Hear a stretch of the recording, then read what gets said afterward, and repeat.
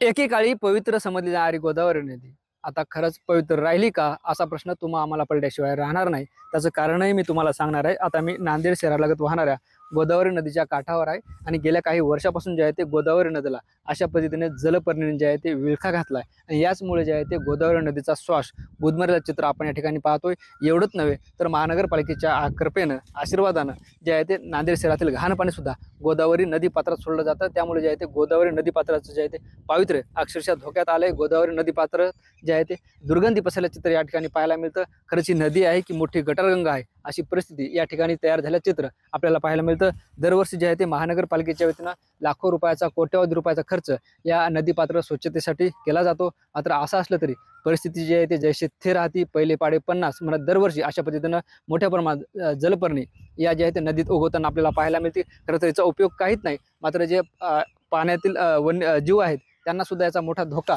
होताना आपल्याला पाहायला मिळतो। आपल्यासोबत पर्यावरणप्रेमी डॉक्टर किरण सिल्लेवार सर आहेत। सर, काय सांगाल, गेल्या अनेक वर्षापासून या जलपर्णी काढण्यासाठी नदी स्वच्छ झाली पाहिजे यासाठी तुम्ही लढा देत आहे, आज कुठपर्यंत आला हा लढा? दरवर्षीप्रमाणे यावर्षी सुद्धा जलपर्णी आलेली आहे, ज्याला आपण इकॉर्निया किंवा क्रॉसिप म्हणतो। हा विदेशी प्लांट आहे आणि दर दिवसाला 2 पटीने 3 पटीने हा वाढतो। आपण हे जर पाहिलं याचं नुकसान जे आहे जलचर प्राण्यातले त्यांना तर आहेच आहे, पण प्रदूषण एवढं वाढतो, याच्यातलं पाण्यामधलं ऑक्सिजन कमी होतो। घाण दुर्गंधी जर तुम्ही पाहिली तर इतकी दुर्गंधी वाढलेली आहे। त्यातल्या त्यात विशेष म्हणजे जे 4 चेंबर अजूनही ओपन आहे, महानगरपालिकेने ते बंद केले नाहीत। आपल्या मागे जर पाहिलं तर गुरुद्वारा आहे, गुरुद्वारातून देश विदेशातून लोक येतात की नदी पाहण्यासाठी, पूजा करतात, आपण गंगा म्हणतो याला। ही जर घाण किंवा दुर्गंधी जर पाहिली तर आपलं काय मेसेज जाईल या नांदेडमधून, जे पवित्र गंगा ज्याला दक्षिण गंगा म्हणून आपण ओळखतो, ही काढण्यासाठी दरवेळेस महानगरपालिका प्रयत्न करते, थातुरमातुर त्याचं काम करतात, नंतर त्याचा कुठलाच उपयोग होत ही जी जलपर्णी आहे यामुळे म्हणजे नदीचं काय नुकसान होतं, या ज्या पाण्यात जे जीव असतात त्यांचं काय नुकसान होतं? ऑक्सिजन आतमध्ये पोहोचू शकत नाही। सूर्यप्रकाश जर पाण्यावर पडतच नसेल, एवढं दाट आहे हे, त्याच्यामुळे आपले जे काही प्राणी जे आहे, जलचर प्राणी, त्यांना ऑक्सिजन मिळाल्यानंतर ते मरतात। मागच्या वर्षी जर 2 वर्षी पाहिलं तर पूर्ण मासे जे काय असेल प्राणी, जलचर प्राणी सगळे वर आले होते पाण्यावर, इतकी वाढ झाली होती। आता तुम्ही मला सांगतोय 3-4 दिवसानंतर हे पूर्ण अजून ग्रीन होऊन जाईल। जवळपास 1.5 ते 2 किलोमीटर हे जर लांबी पाहिली आपण, इतकी वाढ होत आहे। 2-4 दिवसानंतर हे दुप्पट होईल, पुन्हा पाणी पुन्हा खराब होते। जे पाणी आहे ते पूर्ण पोल्युशन होऊन जातात, पाण्यामध्ये कंटेंट जे येतात ते पूर्ण घाण पाणी येतात, तुम्ही त्याला फिल्टर सुद्धा करू शकणार नाही या फक्त आणि फक्त जलपर्णीमुळे। सर, महानगरपालिका दरवर्षी लाखो रुपयाचा खर्च करते, असा दावा करते की आम्ही नदी स्वच्छ करतोय। याचं समूळ उच्चाटन करण्यासाठी काय केलं पाहिजे आणि तो खर्च कुठं जातो, काय वाटतं? नाही, हास्यास्पद गोष्ट आहे। दरवर्षी मराठवाडा मुक्ती संग्रामला सुद्धा फंड्स मिळाले होते। लास्ट वर्षी सुद्धा आदरणीय डोकळे साहेबांचं स्टेटमेंट होतं की आम्हाला 19 कोटी मिळालेत।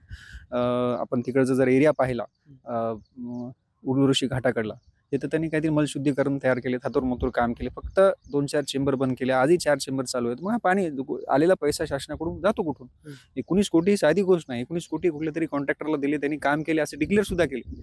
हे काम पूर्णपणे झालेलं आहे, कुठलंही काम झालेलं नाही। याला पूर्ण आपण जर दोष जर पकडला तर हा महानगरपालिकेला जातो, कारण यांच्या अंडरमध्ये ही पूर्ण नदी येते। फक्त शुद्धीकरणाच्या नावावर पैसे काढण्याचा प्रयत्न आहे। मागच्या वर्षी सुद्धा मी कंप्लेंट दिली होती DSP साहेबांना की यांच्यावर गुन्हा दाखल व्हावा, पर्यावरण ऍक्ट आहे त्याप्रमाणे यांच्यावर गुन्हा दाखल व्हावा। जोपर्यंत त्यांच्यावर कारवाई होत नाही तोपर्यंत हे थांबणार नाही, हे असं चालू राहणार। जर गेल्या काही दिवसापासून जे आहे ते नदी स्वच्छ झाली पाहिजे यासाठी आपण पाठपुरावा करताय, काय काय केलं आतापर्यंत? यापूर्वी सुद्धा मी मुख्यमंत्री साहेबाला निवेदन दिलं होतं आणि भेटलो होतं। यावर्षी कलेक्टर साहेबाला निवेदन दिलेलं आहे आणि त्याचे पुढे म्हणून प्रधानमंत्रींना सुद्धा मी यावेळेस पूर्ण डिटेलमध्ये बाईट सहित, पूर्ण फुटेज सहित माहिती पाठवली। आपल्याला एक कंप्लेंट लेटर सुद्धा मिळालेलं आहे, आपला नंबर सुद्धा मिळाला। लगेच त्याच्यावर डॉक्टर आहुजा असं काही नाव त्याच्यामध्ये आहे, त्यांनी पूर्ण त्याच्यावर फॉलोअप घेणार आहे आणि अपेक्षा करू की त्या माध्यमातून, कारण जर आपण प्रयागराजचं उदाहरण घेतलं त्याच्याबद्दल मग आपण काहीच नाही, कारण 2 वर्षानंतर कुंभमेळा इथं होणार आहे, नाशिकला सगळं जॉईंट होणार आहे। आता 30 तारखेच्या वर्तमानपत्रामध्ये ती बातमी होती, पण इथं काहीच नाही। इथं जर पाहिलं तर येणारे लोक तर येणारही नाही, इथं थांबलेले लोकही पळून जातील, अशी अवस्था सध्या नदीची आहे। निश्चित आपण बघतो हे होते पर्यावरणप्रेमी डॉक्टर किरण सिल्लेवार सर। गेल्या काही वर्षापासून जे आहे ते गोदावरी नदी स्वच्छ झाली पाहिजे यासाठी ते पाठपुरावा करतात, मात्र त्यांना अजून यश आलं नाही। महानगरपालिकेच्या आयुक्तांना याची दखल घ्यावी, त्याचबरोबर या नदीतील जलपर्णी सुद्धा बाहेर काढण्यासाठी मदत करावी अशी मागणी होताना पाहायला मिळते। मात्र महानगरपालिका आता यावर काय तोडगा काढते का हे पाहणं महत्त्वाचं होणार आहे। त्याचबरोबर या गोदावरी नदीचे पावित्र्य ठेवण्यासाठी नांदेडकरांनी सुद्धा आता पुढे आलं पाहिजे।